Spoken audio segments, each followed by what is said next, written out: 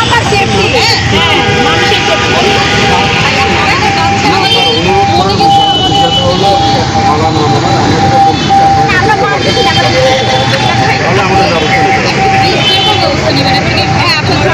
মানুষের এটা না এটা দেখেন আমরা যে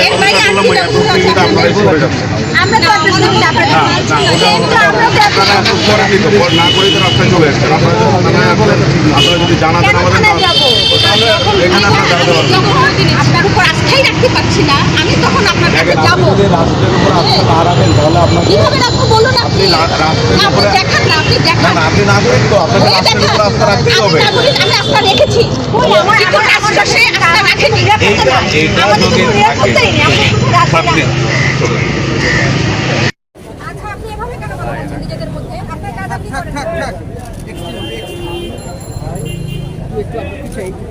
একজনের কারণে প্রত্যেকের ডিস্টার্ব হচ্ছে, তাহলে কি করবে?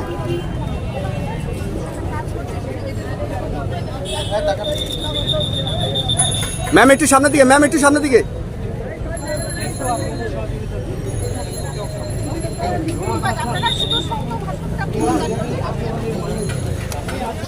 and so depressing. Okay. How many people died? As according to some okay, there's many undocumented deaths we have seen. Documented deaths. And Documented deaths. according to papers or According to paper, newspapers. they are saying 226. It must be much higher in number. What are you expecting from here? What are you expecting from here? We expect and please stop suppressing. That's really I can say. Faim আসো, আপনি করার কে? হ্যাঁ, ফাইম ধরো। হ্যাঁ, প্রশ্ন করুন। তারপরও আমাদেরকে কোনো অনুমতি দেওয়া হয়নি। আচ্ছা, এখানে আসার পর সিচুয়েশনটা কি হয়েছে একটু বলেন আপনারা। সিচুয়েশনটা আমরা পুলিশকে অ্যাড্রেস করার ট্রাই করেছি যে আমরা এখানে শুধু দাঁড়াতে চাচ্ছি 10 মিনিটসের জন্য। আমরা হচ্ছে আমাদের যে কষ্টটা আছে এরকমভাবে এখনও মানে খুন বলা যায় হত্যাটা এখনও বন্ধ হচ্ছে না, যেখানে একটা লেজিটিমেট রাইটের জন্য হচ্ছে আমাদের স্টুডেন্টরা যেখানে প্রটেস্ট করছে সেখানে এই ব্যাপারটাকে অ্যাড্রেস না করে still the government is trying to suppress the situation. তো আমরা এটাই বলেছি যে আমাদের হাতে তো কিছুই নেই, শুধু হচ্ছে একটা ব্যানার নিয়ে আমরা 10 মিনিট হচ্ছে আমাদের শোকটাকে প্রকাশ করতে চাই, কিন্তু আমাদেরকে কোনোভাবেই অনুমতি দেয়নি। মানে দাঁড়াতে দেয়নি আপনাদেরকে?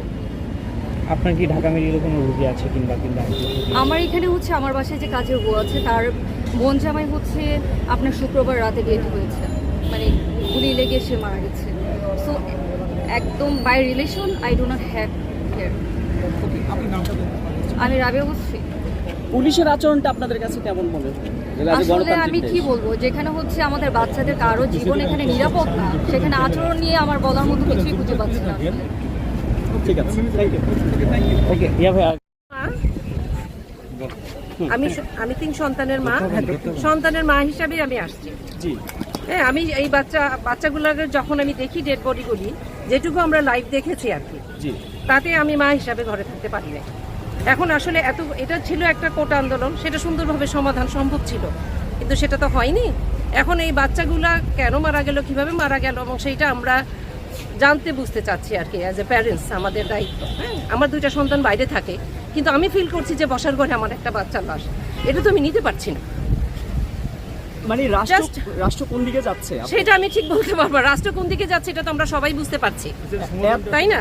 সমাধান আমি মনে করি একসাথে বসা উচিত, 2 পক্ষেরই একসাথে বসা উচিত। সবসময় সমাধান, আমরা একটা পরিবার যখন কোনো সমস্যা দেখি আমরা কিন্তু একসাথে বসেই সেটা সমাধান চেষ্টা করি, এবং দেশের ক্ষেত্রে সেটাই হওয়া উচিত। আমি একজন নাগরিক হিসেবে মনে করি।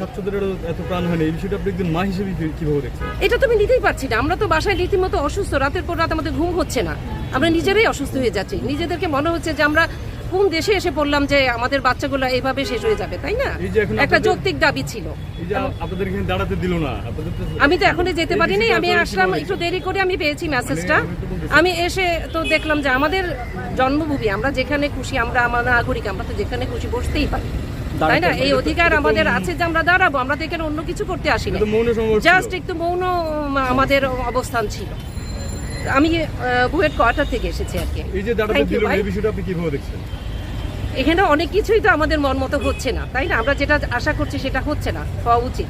আমরা সেটাই চাবো যে ভবিষ্যতে আমরা সবাই সচেতন হই, নাগরিকদের যে অধিকারগুলো সেগুলোর জন্য আমরা সবাই একটু চিন্তা করে চলি। 24 আর 71-কে যদি কম্পারিজন করি, 24 কতটা ভয়াবহ আপনার কাছে এবং কেন এতটা গণহত্যা? মানে ওইখানে আমাদের স্বাধীনতা লড়াই ছিল, সেটা অন্যরকম মুক্তিযুদ্ধ। আমি অনেক ছোট তখন, খুবই ছোট। কিন্তু এখন যেটা দেখছি সেটা তো আমাদের স্বাধীন দেশে আমরা আশা করতে পারি না, তাই না? আমরা এটা মেনে নিতে অনেক কষ্ট হচ্ছে।